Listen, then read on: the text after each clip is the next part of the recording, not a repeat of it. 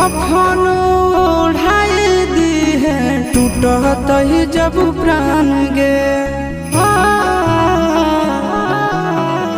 मरे घड़ी पनिया पिलाई दी है जान गे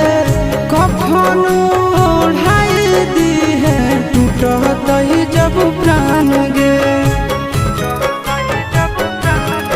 हगे हमारा से तोरा जाती प्यार होता भेंट सक छात कर लगे